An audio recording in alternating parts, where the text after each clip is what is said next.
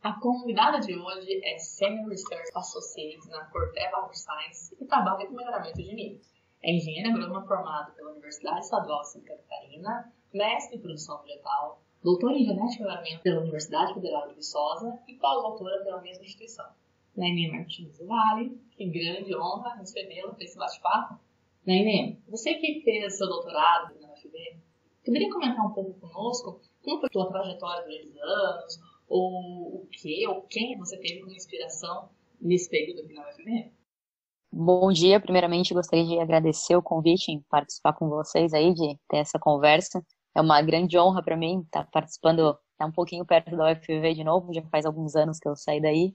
Como você comentou, de fato, fiz meu doutorado, meu pós-doutorado aí, tive o UFV durante quase 6 anos, consegui conhecer vários professores, vários nomes, várias pessoas. Foi uma grande satisfação para eu ir para a UFV, né, sair de uma universidade pequena lá de Santa Catarina, e a gente tinha, né, como a UFV, como uma das melhores, ainda como é hoje, na parte do melhoramento. Então, de fato, foi uma grande honra poder estudar aí. Eu lembro que ainda hoje é uma grande referência para mim, foi um prazer muito grande ter aula com o professor Borém, que na graduação nós utilizávamos muito o livro dele.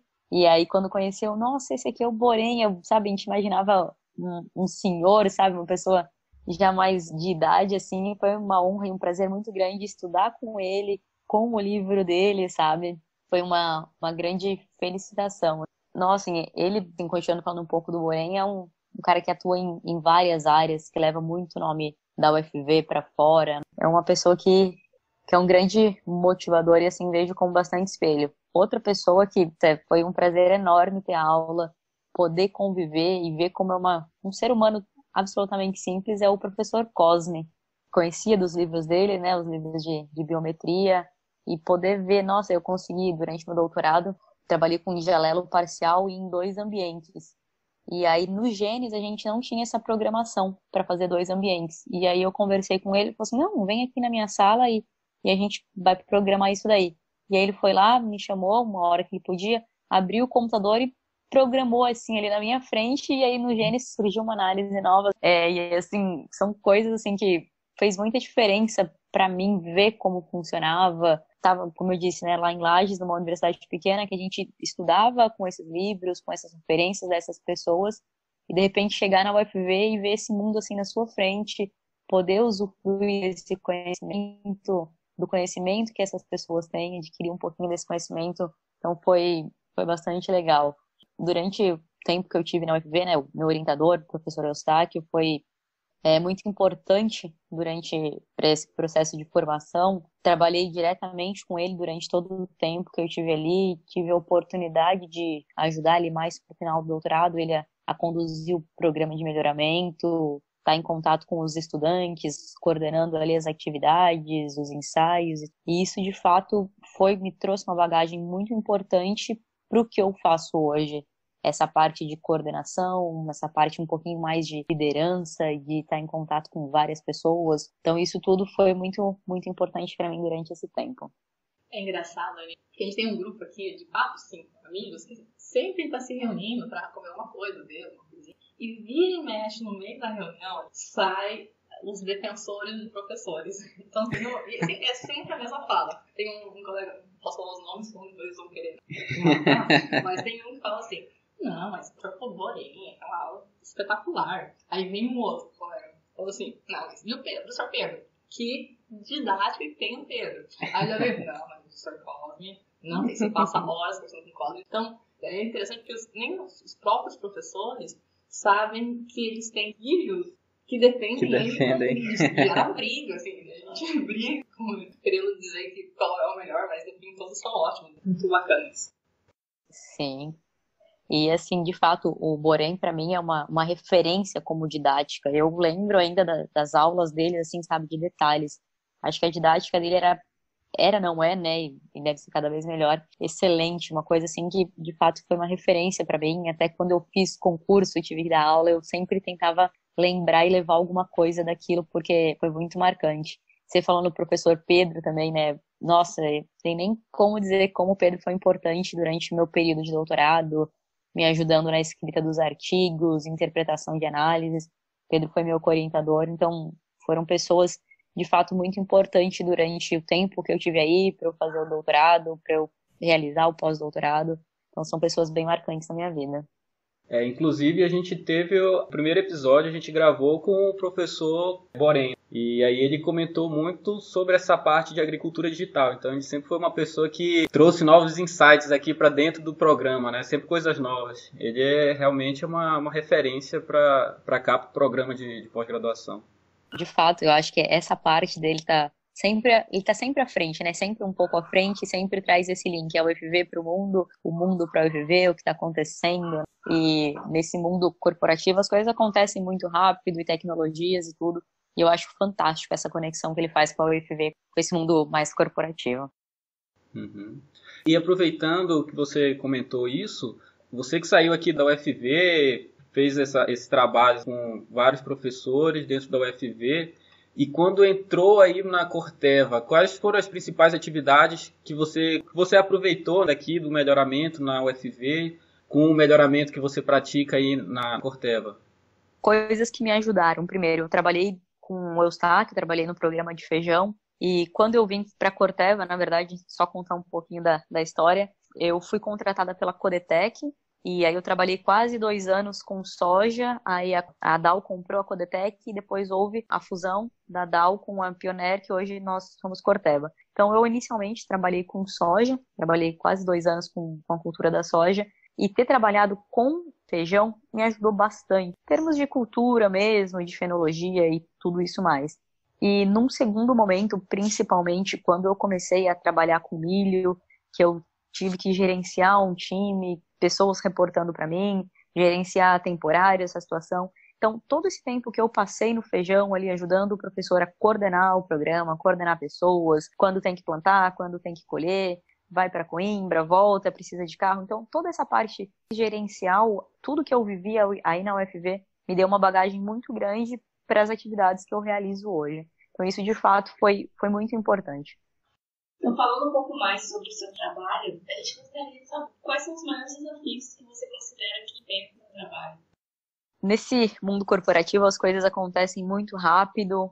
Dentro de um programa de melhoramento, acontece muita coisa ao mesmo tempo. Existe época que você tem que fazer diversas atividades ao mesmo tempo, falar com várias pessoas. Então, às vezes, para mim, uma grande dificuldade é conseguir gerenciar o tempo, as atividades, porque às vezes você pensa, não, então vamos por prioridade. Tá fácil, vou prioridade 1, prioridade 2 e vou fazendo dessa forma. Só que aí, de repente, aparece no meio do caminho uma prioridade -1, que tá lá na frente da 1. E aí você tem que dividir o seu tempo. Às vezes tem 2 prioridades que estão no mesmo nível. Então, essa parte de gerenciar tempo, de priorizar, isso às vezes é um pouco complicado. Você tem que fazer, às vezes, 4, 5 coisas ao mesmo tempo. E isso gera, às vezes, um pouquinho de conflito. Tem que, às vezes, parar um pouco, pensar, analisar cada atividade que está sendo feita, porque senão acaba dando rolo. Então, acho que essa parte de gerenciamento de tempo, planejamento de atividades é uma coisa muito importante para a gente aprender a fazer cada vez mais, porque a gente é muito exigido fazer várias coisas ao mesmo tempo e com prazo para entregar, né? Não é você tem 10 coisas para fazer, não. Tá pronto, você entrega, não. Então, eu preciso disso para ontem, isso eu preciso de para hoje e aquilo para amanhã. Então, atender os deadlines e conseguir fazer várias coisas ao mesmo tempo ainda é um grande desafio. Bacana. E como que você avalia a parte de desenvolvimento de carreira dentro da empresa? A Corteva, ela proporciona para os funcionários, melhoristas? Dentro da empresa, nós temos vários exemplos de melhoristas e de pessoas em outras posições que começaram na empresa como temporário, como estagiário. Então, assim, eu consigo ver que dentro da empresa existem várias oportunidades para a pessoa, de repente, estagiar ali na época de graduação, de repente consegue ser efetivo e aí vai subindo de posições. Então, a empresa, de fato, tem essa parte de gerenciamento de carreira, permite o crescimento, permite você explorar outras áreas, ter contato com outros setores, com outras estações, e aí isso vai acarretando, né? A pessoa vai adquirindo conhecimento e vão aparecendo oportunidades da pessoa ir subindo de nível, né? De repente virar um breeder, se esse for o objetivo. Tem casos de pessoas que estavam trabalhando e conseguiram fazer uma parceria para ir fazer doutorado, e aí voltam para a empresa com essa bagagem, conseguem subir de posição. Então eu vejo que isso é uma parte bem importante e interessante dentro da empresa, e a empresa dá essa flexibilidade para quem trabalha. Legal, você comentou que a sua avaliação, a sua autoavaliação das coisas que você realizou aqui no doutorado, aqui pós-doutorado, eu queria saber quais são os pontos fracos profissionais que saem da pós-graduação, assim, no modelo mais global, o que você observou na formação de cada colega seu, quais essas dificuldades para ingressar numa empresa como a Corteva? Eu vejo que hoje os pontos falhos dos profissionais já são diferentes de quando eu saí do doutorado. Antigamente, há 4 anos atrás, nem tão antigamente assim, mas o cenário já é bem diferente. Um grande ponto falho era a questão de sermos muito acadêmicos. A gente estava na universidade, focado em universidade, algumas pessoas até saíam para o setor privado, mas a gente não tinha muito essa visão desse mundo corporativo, como as coisas funcionam.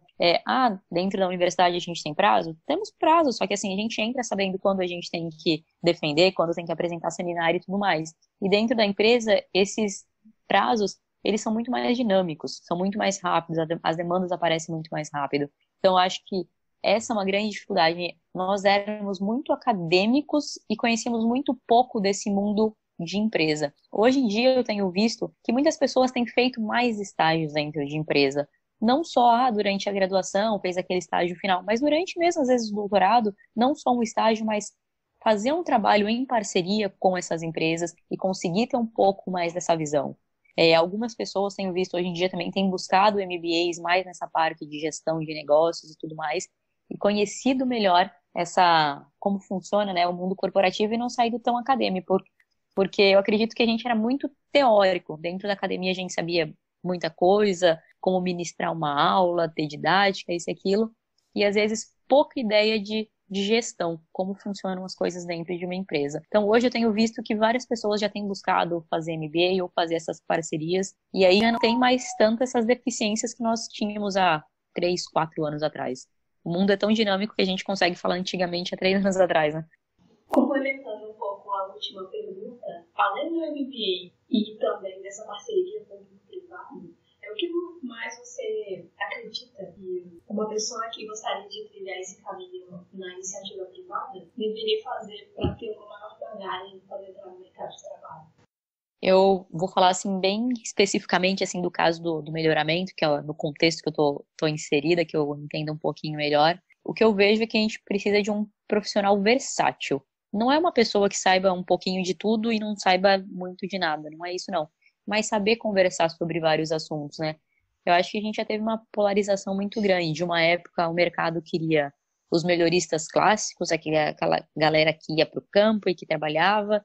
Aí depois veio a era da molecular e aí queriam pessoas que fossem especializadas, altamente especializadas em molecular. Mesmo que não tivesse muito conhecimento de campo, estava tudo bem. E hoje eu vejo que pela própria demanda da empresa, sabe, do melhoramento clássico, ser muito aliado a essas técnicas moleculares, fenotipagem de alta qualidade, utilização de drones, como essas coisas estão muito interligadas, o profissional hoje ele precisa ser bem flexível e conhecer um pouquinho de cada coisa. Então é muito importante você ir para o campo, você aprender como funciona um experimento na prática, a montagem de um experimento. E é muito importante você conhecer também as técnicas moleculares, o que está acontecendo, quais são as novas técnicas. De extrema importância também, se você conseguir sair do Brasil para ver o que está acontecendo lá fora também, que muitas vezes as coisas lá acontecem com uma velocidade um pouquinho mais rápida do que acontecem aqui dentro. E assim, uma coisa que há muitos anos é muito batido, mas ainda hoje existe uma grande deficiência que é o inglês. Eu sempre digo, aprenda enquanto você está no processo de aprendizagem, enquanto você está no time de fazer isso, não deixa para depois. Que nem eu tive que correr atrás de aprender inglês depois que eu já estava trabalhando. Isso é muito mais sofrido. Tinha que fazer aula sábado, tinha que fazer aula domingo. Então não descuide, enquanto você está no processo de aprendizagem, principalmente está na graduação, então focar bastante nisso, que isso faz parte do pacote ali enquanto você está estudando. Então assim, resumindo tudo que eu disse, o que eu diria, vá para o campo, tente aprender culturas diferentes, trabalhar com autógamas, trabalhar com alógamas, tente aprender laboratório e ver como funciona, quais são as técnicas de ponta. Hoje em dia está sendo utilizado muito drone. Onde será que eu posso fazer um estágio que eu posso aprender um pouquinho mais disso? Então, quanto mais coisas diferentes você puder conhecer durante esse processo de aprendizagem, graduação, mestrado, doutorado, melhor. Porque o que as empresas hoje querem isso. Eu quero um profissional que entenda muito de molecular, mas ele também vai ter que coordenar o pessoal fazendo experimentos de campo. Então, tem que ser um profissional completo, tem que saber conversar um pouquinho sobre tudo. É por isso que a base é importante. Você consegue transitar melhor, eu acho que entre essas áreas. Bem, entre os estudantes de doutorado, a maioria são mulheres que representam a maior porcentagem dos estudantes no Brasil. Claro que isso vai variar muito de acordo com a área. Por exemplo, na área de ciências e saúde, a porcentagem de mulheres é maior. Já quando a gente vai para a área das exatas, matemática, computação, isso reduz bastante.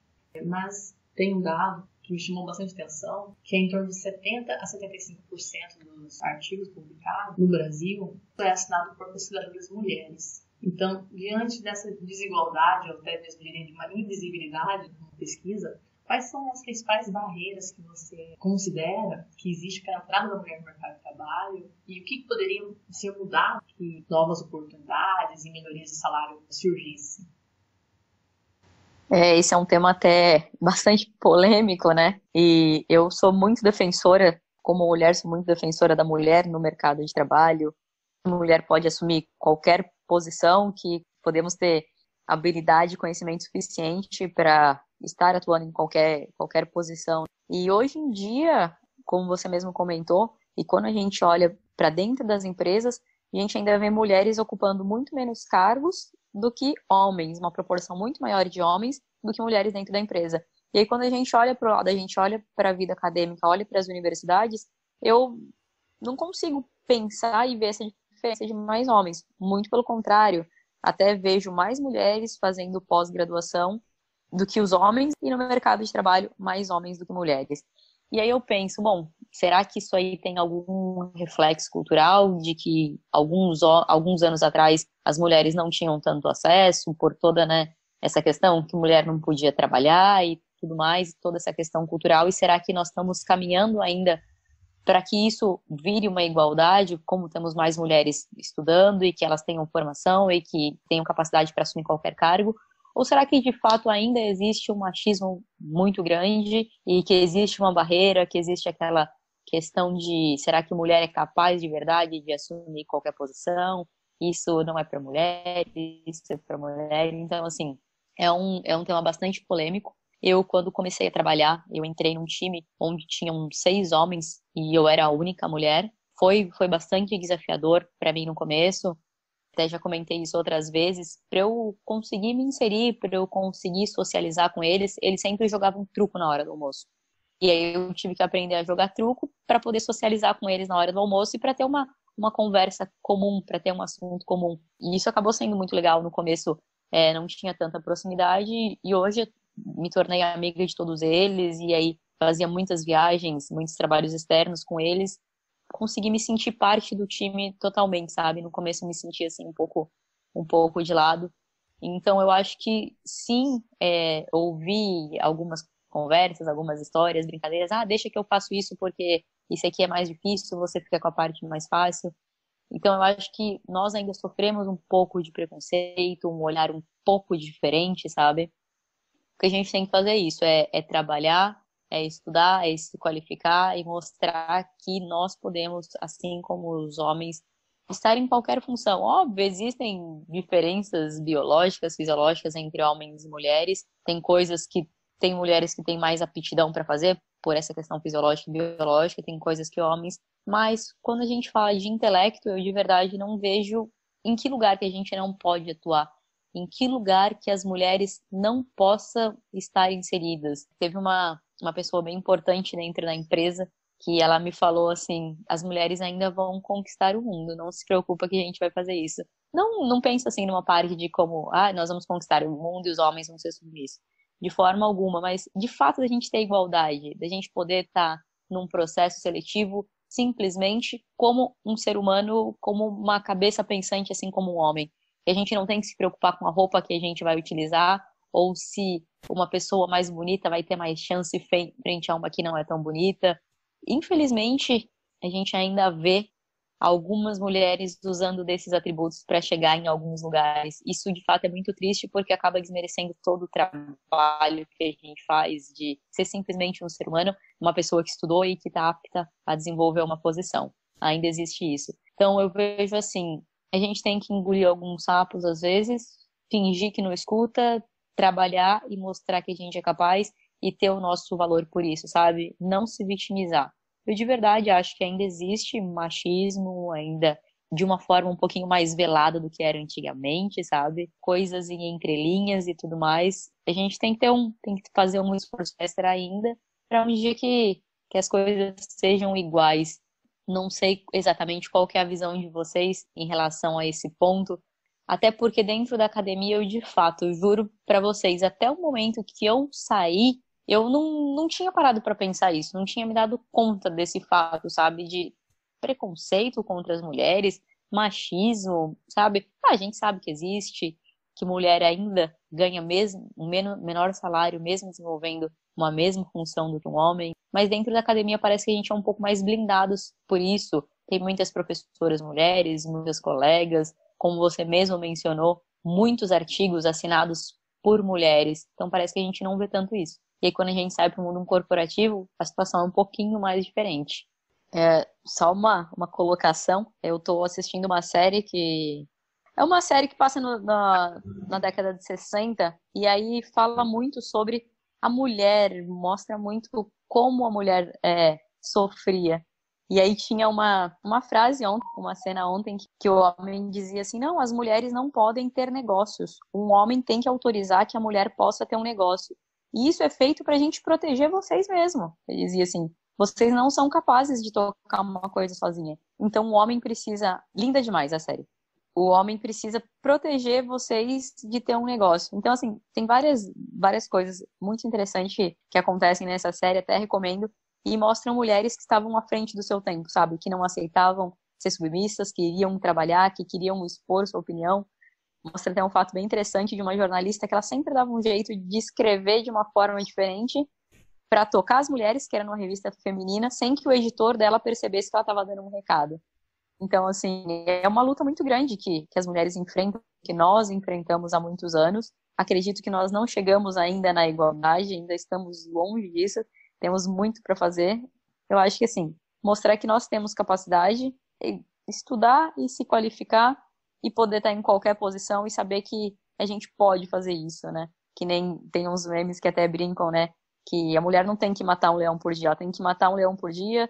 Às vezes tem que cuidar do filho, tem que fazer uma atividade ou outra. Ainda são atividades que muitas vezes são atribuídas a mulheres, mesmo que os homens participem ou usem as coisas da mesma forma, né? Eu vi que agora no período da pandemia, uma reportagem que eu li também atrás, que reduziu muito a quantidade de mulheres publicando artigos. Então, que elas estão no home office, né? Estão com as crianças, o marido tem a casa.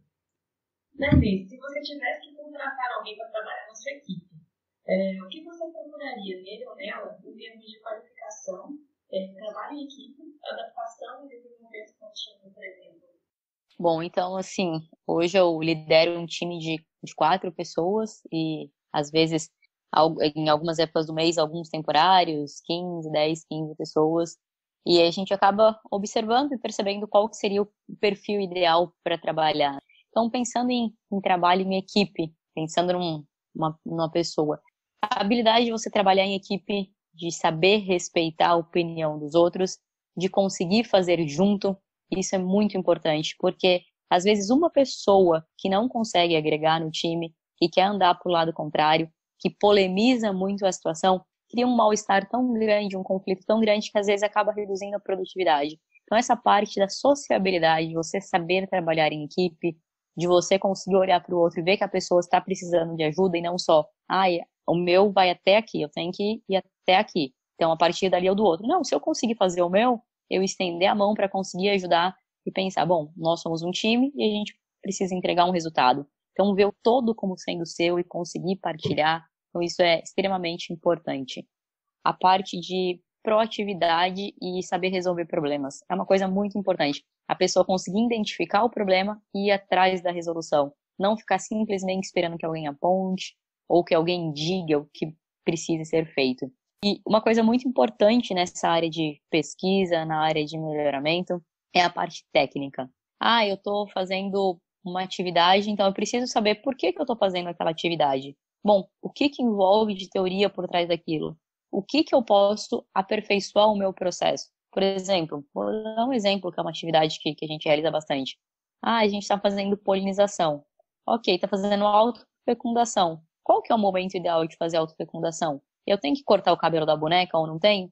Me mandaram cortar, vou cortar. Não. Por que corta? Qual que é o objetivo disso? Então, ir atrás da técnica. O que eu posso melhorar tecnicamente? O que eu posso fazer diferente aqui que vai me trazer um resultado melhor, ou que vai me trazer uma eficiência melhor, que vai reduzir o tempo do processo. Então, a parte técnica é muito importante, a parte de resolução de problemas e a parte de saber lidar em equipe. Trabalhar em equipe, uma pessoa sociável, aquela pessoa que gosta de bater de frente, que desarmoniza, isso são qualidades extremamente importantes para você conseguir trabalhar dentro de um time. Muitas vezes uma pessoa pode ter uma técnica muito apurada, a pessoa é muito inteligente, só que é uma pessoa que não sabe socializar, não sabe trabalhar em equipe. Então isso faz com que ela seja um forte candidato a não estar dentro de uma companhia. Você falou essas qualificações, essas qualidades comportamentais de cada pessoa. Como é que no processo de seleção vocês conseguem absorver isso? Então, a gente sempre faz bastante entrevista para contratação de temporários. E a gente sempre tenta ter uma conversa, tenta fazer perguntas, às vezes tenta perguntar alguma situação em que a pessoa se envolveu em alguma polêmica, como que ela conseguiu resolver aquele tipo de situação.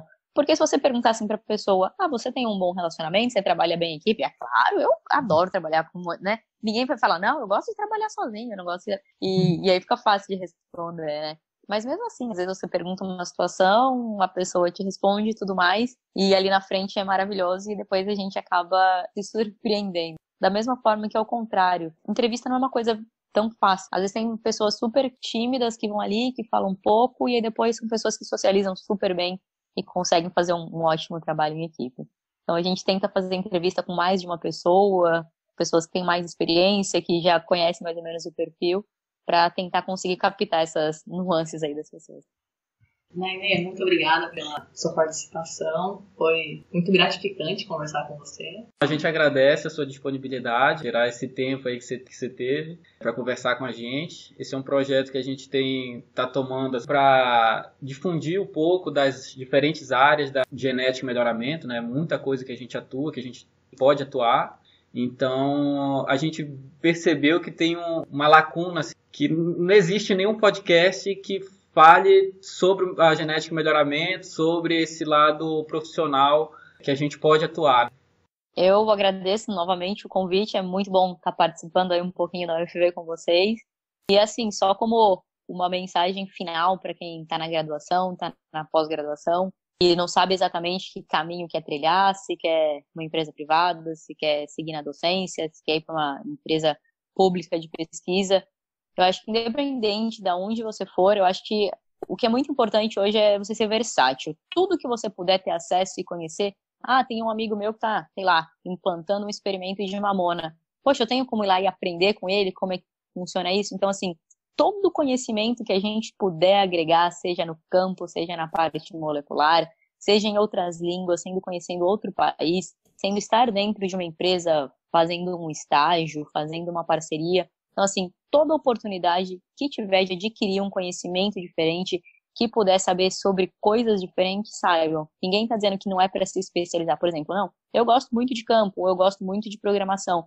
Se especialize no que você gosta, né? A gente sempre tem alguma coisa que a gente gosta mais. Mas não deixe de ter acesso a tudo e de ter diversos tipos de conhecimento em diversas áreas, porque isso é muito importante e com certeza pode te diferenciar como um profissional e fazer você estar dentro de uma companhia, ser aceito por uma companhia. Ótimo conselho, né? Muito obrigada. E você, caro ouvinte, gostou? Acompanhe-nos em nossas redes sociais, Facebook, Instagram, LinkedIn e Twitter, além do nosso site gmelhor.com.br, para deixar seu comentário, crítica, sugestão e mesmo temas para trazermos em pauta. Em nossas redes sociais e no nosso site, você ainda pode saber mais sobre nossos eventos e sobre novos episódios do GeneticCast. Não deixe também de compartilhar e seguir este podcast no Spotify, assim você ficará sabendo quando chegar um episódio novo. Um grande abraço e até mais!